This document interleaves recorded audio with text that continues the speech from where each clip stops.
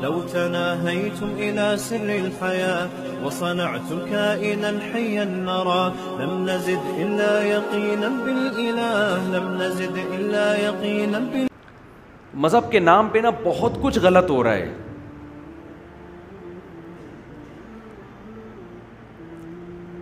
کھانے پینے کی تمام محفلیں کس نام پہ ہو رہی ہیں؟ بولو, مذہب کے نام پہ. اسلام میں کھانا سنت ہے یا روزہ رکھنا سنت ہے؟ بولو نا. پیر جمعرات کے روزے کا رواج ہے ہمارے یہاں, حالانکہ نبی صلی اللہ علیہ وسلم بڑے اہتمام سے رکھتے تھے. سعودی عرب میں رکھے جاتے ہیں پیر جمعرات کا روزہ. آپ نے دیکھا ہوگا حرم میں پیر کے دن ایسا لگتا ہے جیسے آج رمضان ہے. ایام 20 کے روزوں کا 13, 14, 15 چاند کی تاریخیں, اس کا رواج ہے ہمارے معاشرے میں. بولتے کیوں نہیں؟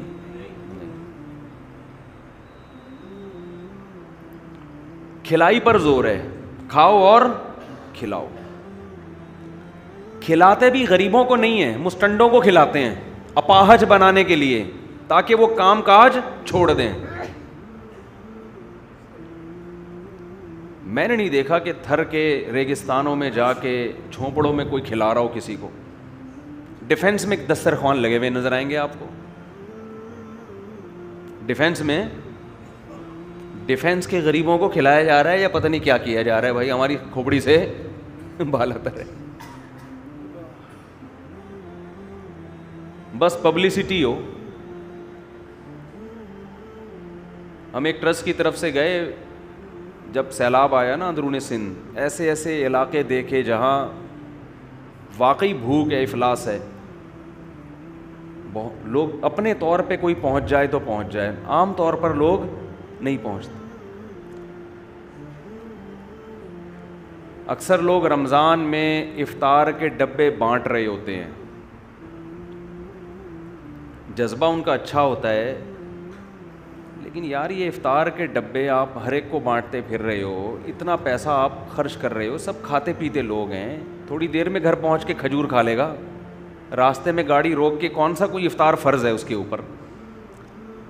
سرمایہ جب آپ نے اتنا خرچ کیا تو ایسی جگہ خرچ کرو نا. دیکھو دنیا میں انسان تجارت میں کیا کوشش کرتا ہے؟ انویسٹمنٹ کم سے کم اور پروفٹ زیادہ سے زیادہ. تو آخرت میں ایسا کیوں نہیں کر رہے؟ ایک بھوکے کو 2 نوالے کھلا دینا, اس کا ثواب زیادہ ہے. اور جس کو ضرورت نہیں ہے اس کو آپ دیگوں پہ دیگیں کھلا رہے ہیں. تھوڑی سی ہمت کر کے تھوڑا خرچ کر لو, لیکن مستحقین تک پہنچا دو. وہ کام کرو نا جس میں انویسٹمنٹ. میں نہیں کہہ رہا کہ افطار کھلانے کا ثواب تو ملے گا آپ کو, تھوڑی ہمت کر کے غریب تک پہنچا دو اس مال کو. بلکہ غریب کو دینے کے بجائے اس کو بولو تو غریب ہے کیوں, وجہ کیا ہے تیری غربت کی. وہ کہے گا روزگار نہیں ہے, چل ہم تجھے روزگار دلاتے ہیں, ہماری گلی میں مسائل ہیں, صفائی نہیں ہے, کر دیا کر. مارکیٹ سے ایسا شارٹ ہوگا, یہاں آئے ہیں میرے پاس بھکاری, پیسے دے دو. میں نے کہا یار مسجد میں فرنٹ ایریا تھوڑا خراب ہو رہا ہے, بھکاری ہے نا, آپ کہہ سکتے ہیں یہ اس کا لیول نہیں ہے کہ وہ مسجد کے کچرا اٹھائے. ایک مثال دے رہا ہوں, بھیک مانگنا لیول ہے؟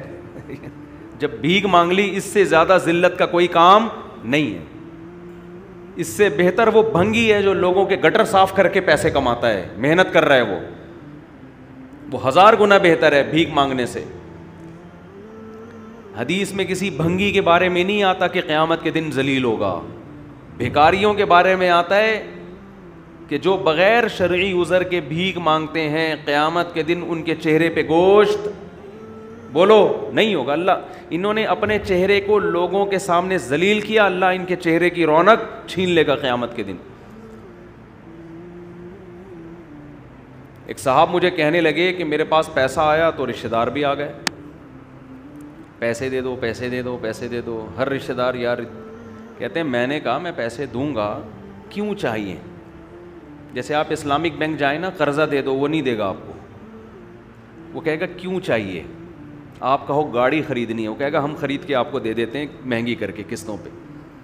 آپ کہیں گے میرے پاس مکان نہیں ہے, وہ کہے گا ٹھیک ہے مکان ہم خرید کے آپ کو دیتے ہیں.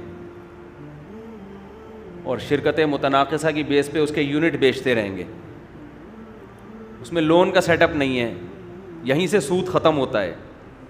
جو عام سودی بینک ہیں وہ لون دے کے آپ کو بولیں گے ہمیں پروفٹ چاہیے اس کا, آپ کا پیسہ ڈوبے یا نہ ڈوبے ہمیں اس سے کوئی غرض نہیں ہے. تو آپ کے پاس جب کوئی پیسے مانگنے آیا کرے تو آپ پوچھا کریں کیوں چاہیے.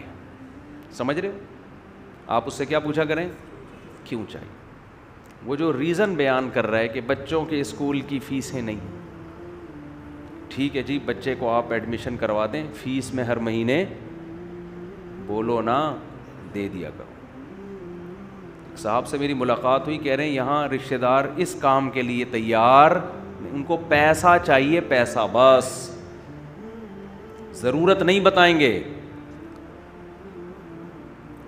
تو اسلام میں جو غریبوں پہ خرچ کرنے کا حکم ہے وہ غریبوں کو اپاہج بنانے کے لیے نہیں ہے. خیر میں آج بیان بھی ٹائم پہ ہم نے ختم کرنا ہے.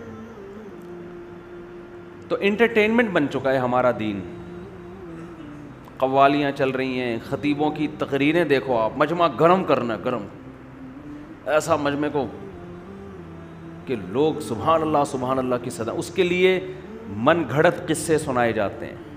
ہر آدمی کوئی نئی تحقیق مارکیٹ میں لے کر آ رہا ہے جو اس سے پہلے کسی نے نہ سنی, کیونکہ لوگ اس کو غور سے سنتے ہیں.